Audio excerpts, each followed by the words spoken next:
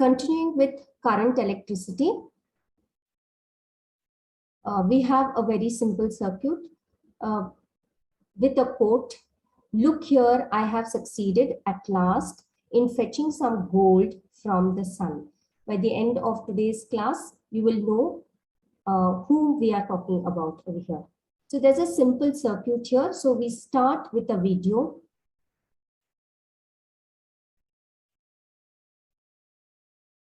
I will just share this video.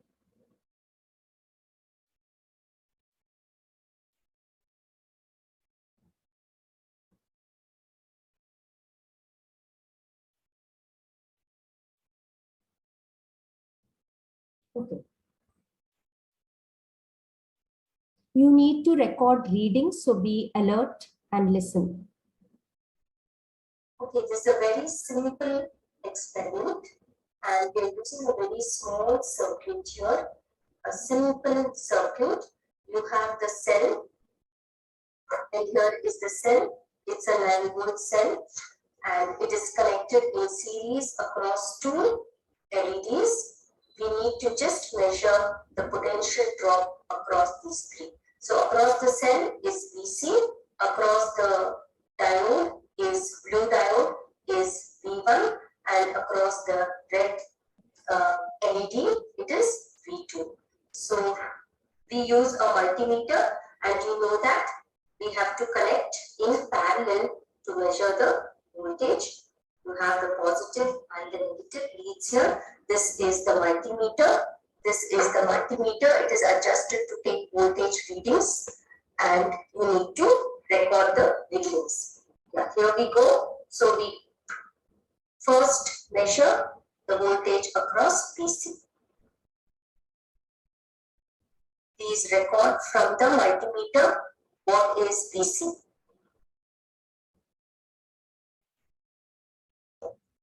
Then we go to V1. You can see V1 here.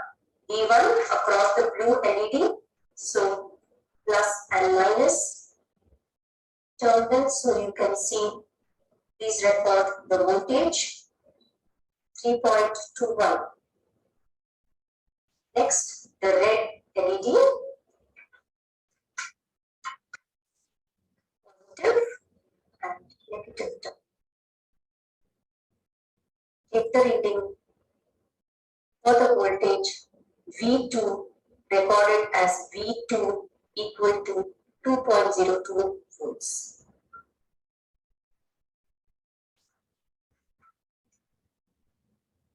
Okay, so from here, we just need 3 readings from you. What are the 3 readings? So what is VC? What is V1? What is V2? These 3 readings is what I need. So can you please tell me what is VC, V1, V2? We could use just simple resistors here also, but I've used LED because that was what was available with me.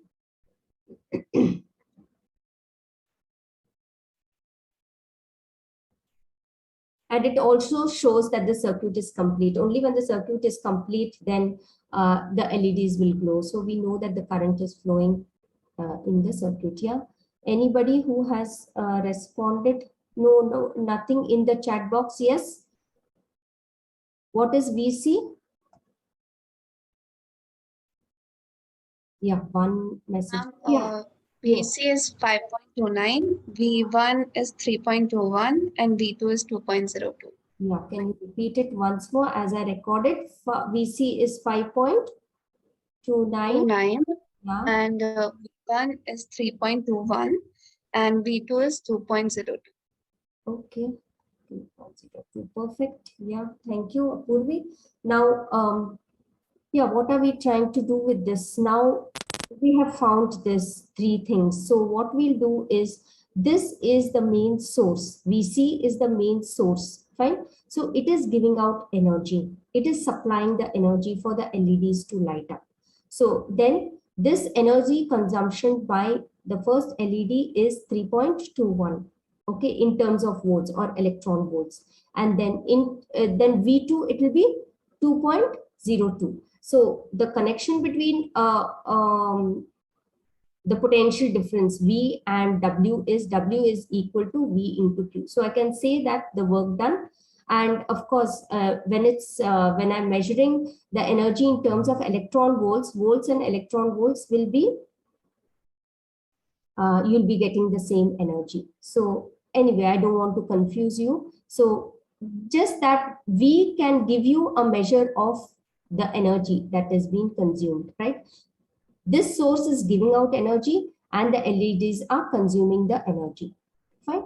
So this is the basic idea that you need to know. So when we are saying that from conservation of energy, what should I get? Whatever is given should be equal to whatever is consumed. So what is given? How much of energy is given or energy is supplied? So how much energy supplied or the total voltage? Maybe I can write. What is the total voltage that we have? Which one of these three will be that? VC, V1 or V2? Who is giving energy? VC. VC. So 5.29 should be equal to who is consuming? V1 and V2. That is LED 1 and LED 2. The blue LED and the red LED. Yes, so it is 3.21 plus 2.02. Are we getting that? So what is this? This we are getting it as 5.21. Correct? 5.345. Yeah, 5.2. 5.23, right? Okay, correct. 5.23. So we see that experimentally we are supposed to get left hand side equal to right hand side from the conservation of energy. So, but we are getting a little bit of difference. Why? Because we are practically, it is hard. So what is the difference? We can say that the difference is 0.06 volts, correct? Difference is 0.06 volts, which is a very small number. Theoretically, you're supposed to get left hand side equal to right hand side, but of course there will be some errors in the experiment that we have done. So we are getting a difference of 0.06. So what is the basic idea that we have learned now? That in a closed loop, okay, let us say I add up all the potentials. First, I have to put the signs. So sign, this is a logical way of understanding. Now we will put specific signs, and sign conventions are there to apply to, calculate the either resistances or the current in the circuit. So what are those sign conventions that we need to know? So even in previous classes, we have seen that current flows from high potential to low potential. So here it is moving from here. Let us start the circuit from here. So current is entering here. So here it is high potential. Can you tell me what is the potential here? Because we have taken the readings. The potential drop across the source is 5.29. So the positive, let us say, is 5.29 volts and the negative will be 0, correct? Negative will be 0. So can you tell me what is the potential here when just before the current enters the LED? Or these are just connecting wires, they won't have any resistance. So what is the potential here? It will be equal to the potential over here, correct? Because these are just connecting wires and I'm assuming that they are having no resistance at all, so no potential drop. So it will be 5.29 volts. What do you think is the potential here? The potential difference is 3.21, right? We have seen this. So what do you think is the potential here? 5.29 minus 3.21. How much is it? 5.29 minus 3.21. How much will it be? 2.08. Good. So 2.08. So what is the potential difference? Final potential, what is final potential? 2.08. What is initial potential? 5.29. So what is the potential difference? It is final potential minus initial potential. How much will it be, minus or plus? And what is the value? What is actual value of V1? It is 2.08 minus 5.29. So what is the answer you'll get? Final. Negative of 3.21. It is negative. Okay, so that is, we have got 3.21, but what is the sign convention? It is minus 3.21 volts. Okay, did you understand why I'm putting minus? Because initial potential is more than final potential. It's always, whenever current flows from positive high potential to low potential, the potential difference will be a negative value. First point you have to remember. For all your numericals, this is very, very important concept. So now that you have seen, now what about V2? Will it be positive or negative? So again, I can explain over here, the potential here will be 2.08. Okay, and here it is 2.02. Fine, so what is the difference? Ma'am, it will be positive.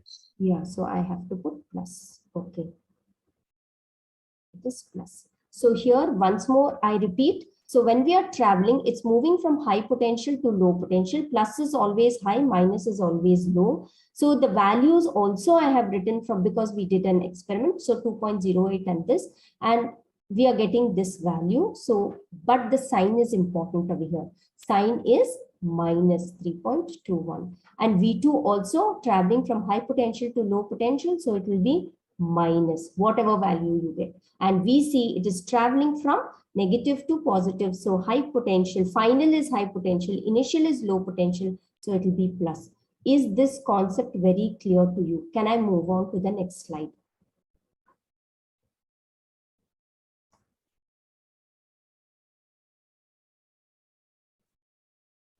Yes. So what is the result that we have studied? The sum of all the potential difference in a closed loop will be equal to 0. Okay, can I move on to the next slide? Waiting for your response. Yes, ma'am. Okay, so this is another simple circuit. Now we will I'll just share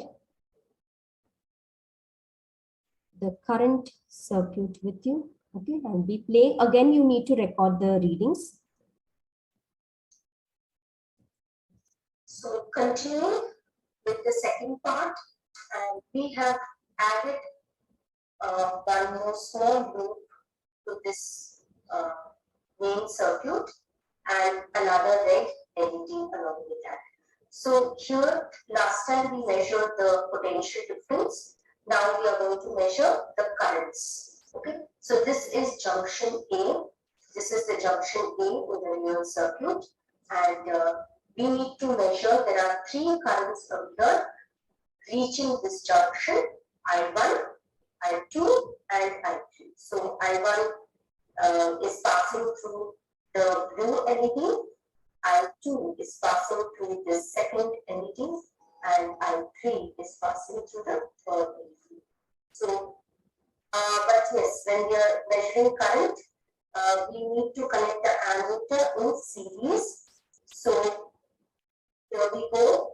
So, the first I1, I can connect it here. I have to in between insert the ammeter. So I'm using a multimeter to do the same. So I have to insert the ammeter. This is a mini ammeter, and I will be inserting this here in between. This is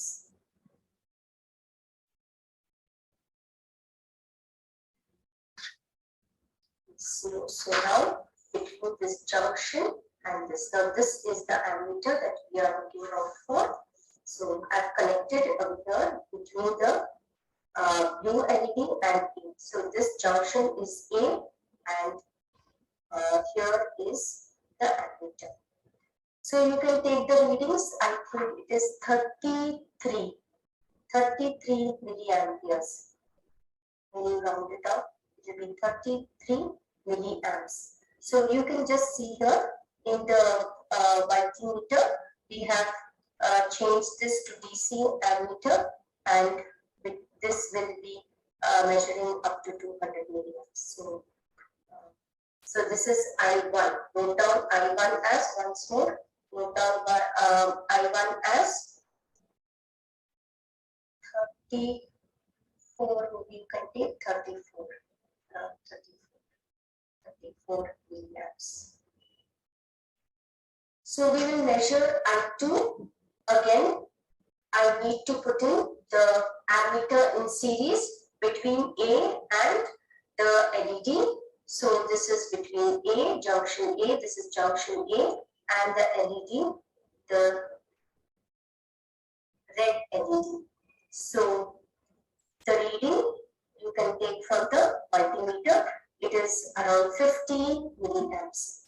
So take down I2 equal to 15 milliamps. We need to measure I3 now between the junction A and the other red LED. So here, so the positive terminal goes to this junction A. This is junction A, positive, and negative I have connected to the LED. So we have to take the reading on the multimeter. So the reading is 11. Reading is, you can take it as 11.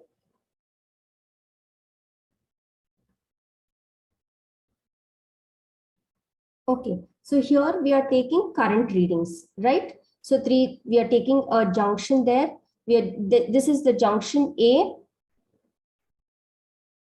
and of course, you know these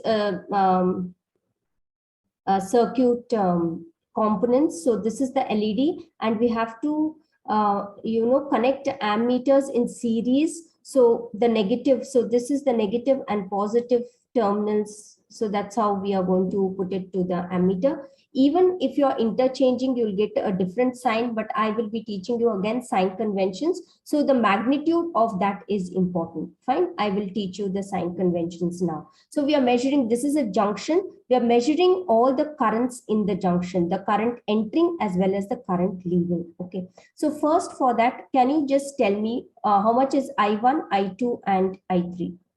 How much is I1, I2, and I3? I need to record that. Can you tell me please? I1, how much is I1 equal to? How much is I2 equal to? How much is I3 equal to? Yeah. I1 is around 34 milliamps, I2 15 milliamps, and I3 is 11 milliamps. Okay, thank you. So 30, I'm going to take it as 33. We got it as 33 once and 34 once. So I'm taking at 33 because it's a better value. You'll see why. So from here, we'll see what is the current entering. So current entering A. So this is junction A. So which is the current? We are having three currents at A. So I1, I2, I3. So which are the currents entering this A? Is it I1? Is it I2? Is it I3? Or is it a combination? I1 plus I2 or I2 plus I3 or I1 plus I3? So what is the current entering? Is I1 entering or leaving? I1 is entering the junction. Yeah, so I1 is entering. Good. Is I2 entering or leaving? So current leaving. Okay. I2 and yeah, I2 is, this is I2. I2 and I3 are leaving. Okay, leaving is I2 and I3. So plus I3. Okay. So from the conservation of charges, so current is nothing but rate of movement of charges, right? Q by T. So from the conservation of charges, whatever current is entering should be equal to current leaving. Fine. Whatever current is entering should be equal to leaving. So what is I1? I1 is 33. This is equal to 33 milliamperes. And what is I2 plus I3? 10, 20, 26, right? 26 milliamps. But of course, experimentally, it is not tallying. So what is the difference? I'm getting a difference of 4, 5, 6, 7, right? 7 milliamps. So 7 milliamps, when I convert it, it is approximately 0.007 amperes. So it's a very small difference that I'm getting. And of course, experimental errors will be there. Lot of sources of errors. This is a very crude way of doing. So my measurements won't be very accurate, and the connections won't be very tight, and the accuracy will fall. So there's a difference of 0.007 amperes. Fine. So what is it that we have got from here?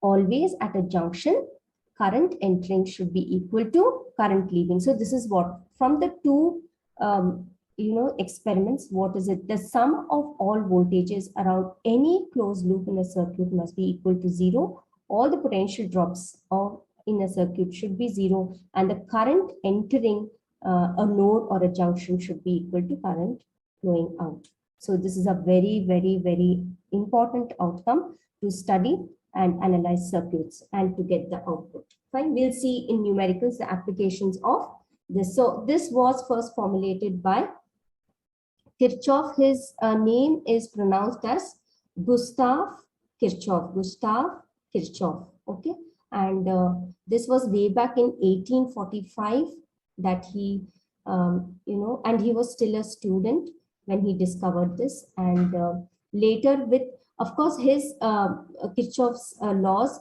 go hand in hand with Ohm's law. We have to use Ohm's law. We'll see while we are doing numericals. So when we have to calculate voltage, voltage is equal to current into resistance. So that we do use Ohm's law. So now again, Sir Ohm was also a German physicist, and his name is Georg Zeeman Ohm. We generally say it is George Simon Ohm, but it's actually Georg Zeeman Ohm. Georg Zeeman Ohm. Okay, so this is a little bit about a tribute to people who have discovered such important laws. But the first law is actually the current law, but I showed you the voltage law because the circuit was more simple, and to measure voltage it's easy because it's parallel connection. We can just put the voltmeter in parallel, and it's easy to record the readings. But ammeter, it has to be put in series. You have to place it in between. So that is why I did the current law later. The first law is actually the current law, which states that current entering a node is equal to current leaving the node. And the second law is the sum of all voltages around any closed loop is equal to 0. So the important thing is now the application. How do we apply? So this is a circuit given in your NCERT textbook. Okay, so I have just taken this circuit, and we will apply the junction rule at A. So when you apply the junction rule at A, what do you see? Which is the current entering and what is the current leaving? Which current is entering? This is I3, this is I2, this is I1. So which is entering? This is I3. Hope it is visible. Otherwise, I will write it once more. This is I3, this is I2, and this is I1. Yes, please respond. Which is entering now? Which current is entering A? A is the node. So this is coming like this. This is going like this. This is going like this. So which is entering? Which is entering in this? I1, I2, or I3? There's a chat response. I3, perfect. Yes, I3. So I3 is entering. Okay, fine. So I3 is entering, which will be equal to the ones which are leaving. So which is leaving? The other two are leaving. So which is that? I1 plus I2. So I3 is equal to I1 plus I2. So I've got one equation over here. I've applied junction rule here to a circuit. Here, this circuit is made of resistors and cells. Okay, so this is the cell, resistor, resistor, resistor, resistor. Now, second is, I have just taken the top part of it. See, this circuit. Fine. So this circuit I have taken in the simplified form, and we are going to use the loop rule here. Why are we doing all this? To find the current I1, I2, I3. Is that okay? So we need to find the current I1, I2, I3. And it's not so simple as how we have done in grade 10. But now certain circuits, you cannot simplify it so easily. So we need to use the loop rules to do it, and the junction rule. Now we'll see this. You are seeing this loop. So this loop rule, the first rule is the voltage rule, is also known as the loop rule. So if we follow this loop, we are going to get certain outcomes. So that is what is important. Now here again, this loop, you have two things, the loop and the current. Okay, the actual current. The actual current is going to give you, so the current is flowing in this way. So this is plus, this is minus, this is plus, this is minus. So this is high potential and this is low potential. So it's moving like this. See, I1 goes over here. So this is high potential, low potential. And then here, this is low potential, and this side is of course high potential. So we will follow the loop, how the loop is moving. If the loop is moving from high potential to low potential, then you get a negative sign for the voltage drop. Okay, so we'll go carefully. We'll take from the cell. So we'll go like this. Fine. See, the loop is going like this. We follow the loop. So here, the loop is moving from high potential to low potential. So will it be plus or minus? Yes. Will it be plus or minus? Come on, come on.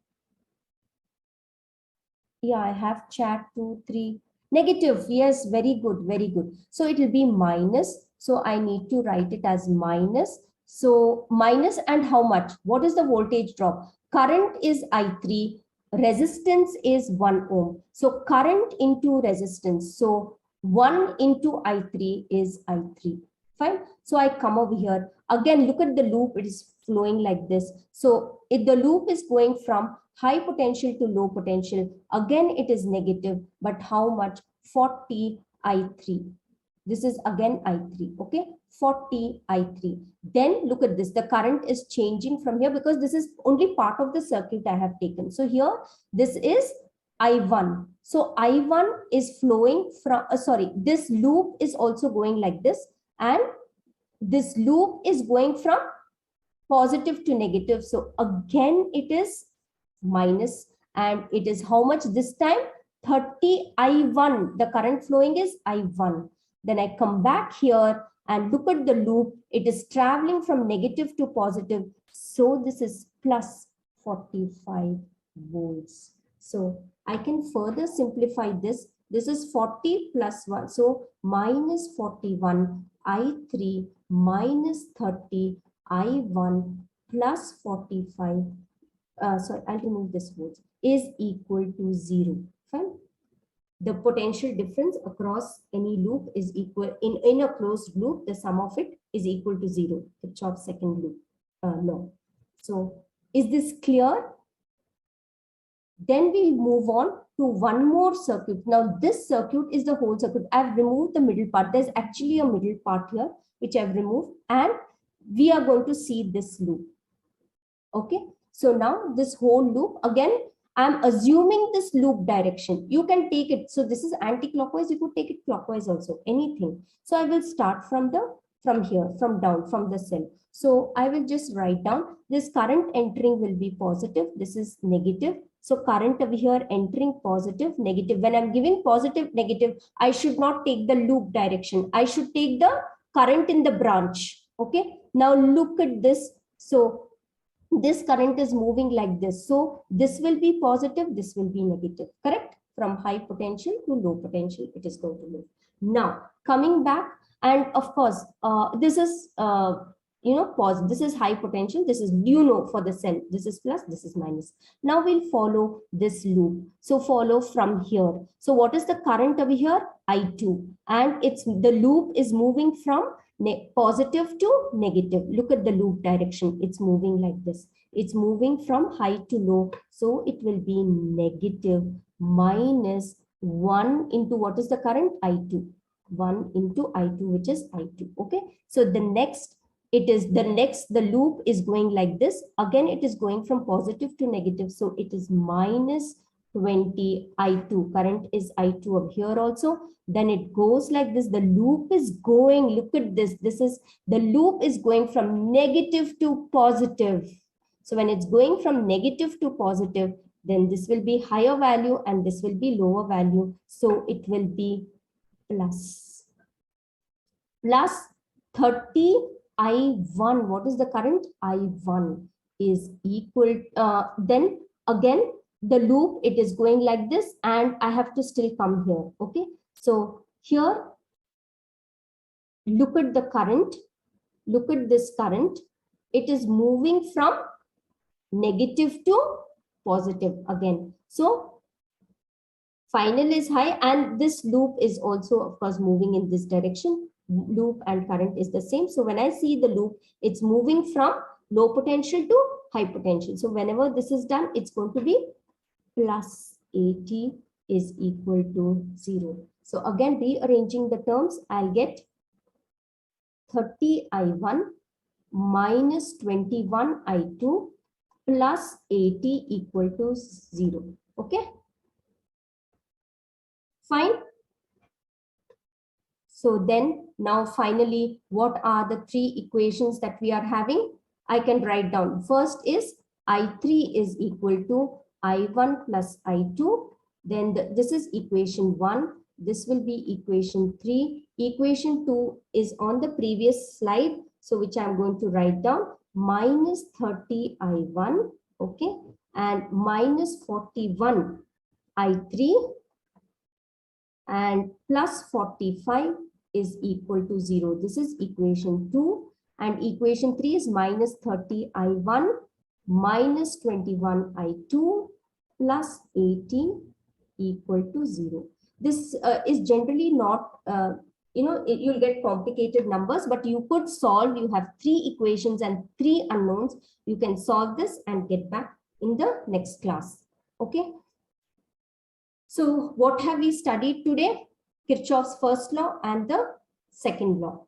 First law, it states that current flowing into a node must be equal to current flowing out of it. This is from the law of conservation of charges. And the second law states that the sum of all voltages around any closed loop in a circuit must be equal to 0 following the conservation of energy. Okay, so now get back with your questions. Do you have doubts here anywhere? The sign convention is very, very, very important. You have to check the potentials, then you have to assign a loop, okay, and go on traveling along the loop, complete the entire loop and make the equation. Here is where students go wrong because of the signs. See, the multiplication they will do, but the sign is a problem. So is this clear? Shall we wind up?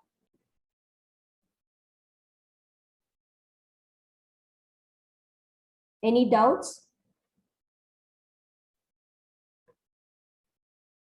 Clear, ma'am. Okay. Okay, now please join the Entra class. I will end this meeting here. You can join the Entra class. Okay. Thank you, students.